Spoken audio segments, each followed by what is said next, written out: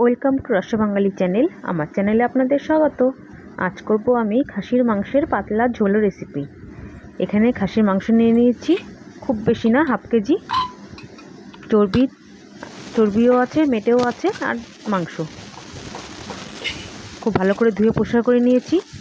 এখন একটা প্রেসারে মাংসগুলো দিয়ে নিয়ে একটু জল দিয়ে দিব আন্দাজ করে, মানে যতটা মাংস তার থেকে অল্প যেন ওপরে ভাসে এরকম করে জল দিতে হবে।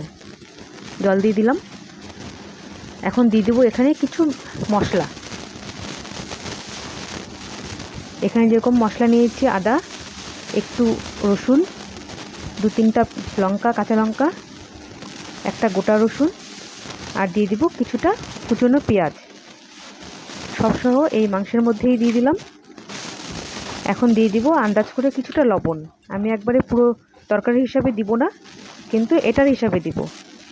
কিছুটা লবণ দিয়ে দিলাম, মানে 4 চামচের 1 চামচ।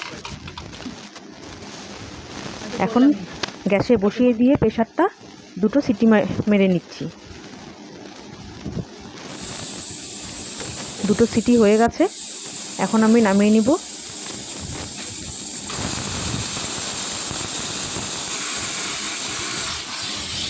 নামিয়ে নিলাম। এখন গ্যাসে বসিয়ে দিলাম একটা কড়াই।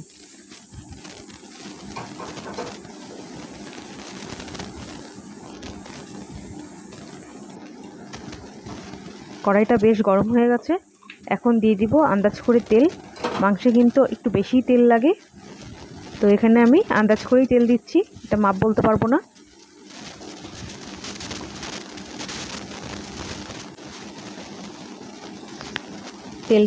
তেল দিয়ে দিলাম, তেলটা গরম হয়ে গেছে। এখন দিয়ে দিচ্ছি কিছু ফোড়ন, যেরকম এখানে 2-3টা শুকনো লঙ্কা ছিঁড়ে, আর কিছুটা জিরা, আর 2টো তেজপাতা ছিঁড়ে, সব ভালো করে নেড়ে চেড়ে একটু লালচে করে ভেজে নিচ্ছি। আর জিরাটা কিন্তু এ পর্যায়ে একটু ফুটে উঠবে। তো জিরাটা ভালো করে ফুটে গেলে এখন দিয়ে দিব আলু। কেটে রাখা আলু একটু বড় বড় করে কেটে নিয়েছি। আলুগুলো ভালো করে লালচে করে ভেজে নিচ্ছি।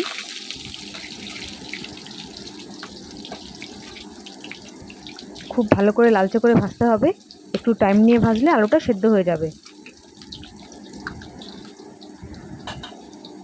কারণ মাংস কিন্তু আমাদের সেদ্ধ করা হয়ে গেছে। এখন খুব বেশি টাইম নিয়ে কিন্তু পরে আর রান্না করা যাবে না, যে আলু সেদ্ধ হওয়ার মতন। তো আলুটা এখানেই খুব ভালো করে সেদ্ধ করতে হবে।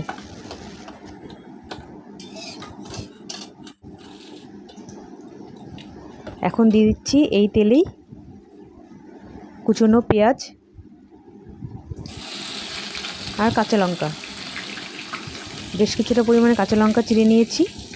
তরকারিটা বেশ একটু ঝাল ঝাল করেই করতে হবে। খাসি মাংসর ঝোল করতে গেলে কিন্তু এই ঝাল লবণটা খুব ঠিক না হলে ভালো লাগবে না খেতে। তো দিয়ে দিলাম আবারও কিছুটা টমেটো। এখানে আমি 1.5খানা টমেটো নিয়েছি। এখন সবসহ খুব ভালো করে ভেজে নিচ্ছি। দিয়ে দিচ্ছি আন্দাজ করে লবণ। আমাদের কিন্তু আগে লবণ দেওয়া আছে, তো সেই অনুযায়ী আন্দাজ করে লবণটা দিতে হবে, যেন বেশি না হয়ে যায়। তো লবণটা দিয়ে খুব ভালো করে ভেজে নিচ্ছি। পেঁয়াজ, কাঁচা লঙ্কা আর টমেটো কিন্তু নরম হয়ে গেছে। এখন দিয়ে দিব এখানে বেশ কিছুটা মশলা, যেরকম 2 চামচের মতন রসুন, 2 চামচ পেঁয়াজ বাটা, 1 চামচ আদা বাটা, আর গুঁড়ো শুকনো লঙ্কার গুঁড়ো, আর হলুদ। আমি কিন্তু এখানে জিরা দেই নাই, জিরা গুঁড়া বা বাটা কোনোটাই দেই নাই। এখন খুব ভালো করে কষিয়ে নিতে হবে। বেশি একটু জল দিয়ে দিলাম প্লেটটা ধুয়ে। তো খুব ভালো করে কষিয়ে নিতে হবে। দেখুন এখনই তেল ছেড়ে যাচ্ছে।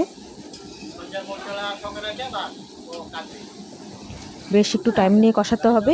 যখনই আধা আধা কষা হয়ে যাবে, তখন আমি ভেজে রাখা আলুটা দিয়ে দিচ্ছি। আলুটা দিয়ে আলু সহই সব খুব ভালো করে ভেজে নিতে হবে। বেশ একটু টাইম নিয়ে কষাতে হবে।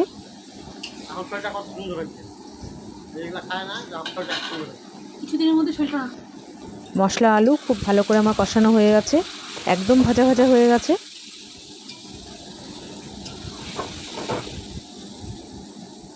মশলার থেকে তেলটাও ছেড়ে গেছে। এখন আমি ভালো করে নাড়াচাড়া করে মিশিয়ে নিয়ে দিয়ে দিব মাংস। সেদ্ধ করে রাখা মাংসটা দিয়ে দিব। জলসহ সম্পূর্ণ মাংসটাই দিয়ে দিলাম। এখন ভালো করে নাড়াচাড়া করে মিশিয়ে নিয়ে আন্দাজ করে জল দিয়ে ফুটতে দিব, কারণ যেহেতু এটা ঝোল করব তো ঝোলের জন্য জলটা কিন্তু একটু বেশিই লাগবে। আমি এখানে বড় বাটির 1 বাটি জল দিয়েছি, আপনারা আপনাদের পছন্দ মতন জল দিবেন। দিয়ে দিলাম উপর দিয়ে কাঁচা সরষা তেল, তাতে করে টেস্টটা সুন্দর আসবে। আর দিয়ে দিলাম জল। এখন ভালো করে নেড়েচেড়ে মিশিয়ে দিয়ে বেশ একটু ঢাকা দিয়ে দিব, প্রায় 5 মিনিটের মতন। এটা খুব বেশি টাইম লাগবে না, কারণ মাংসটা সেদ্ধ করা আছে, আলুটাও সেদ্ধ হয়ে গেছে। 5 মিনিট পরে ফিরে আসছি। দেখুন কত সুন্দর হয়ে গেল আমার খাসির মাংসর ঝোলের রেসিপি। যদি রেসিপিটা ভালো লাগে please like, share and comment করবেন, আর অবশ্যই সাবস্ক্রাইব করবেন প্লিজ, আপনাদের কাছে অনুরোধ রইল। এরকম করে বাড়িতে রান্না করে খেয়ে দেখবেন, খেতে খুবই ভালো হয়। আপনারা ভালো থাকুন, সুস্থ থাকুন, দেখা হবে নতুন অন্য কোনো ভিডিওর সঙ্গে। দেখুন কত সুন্দর কালারটা এসেছে।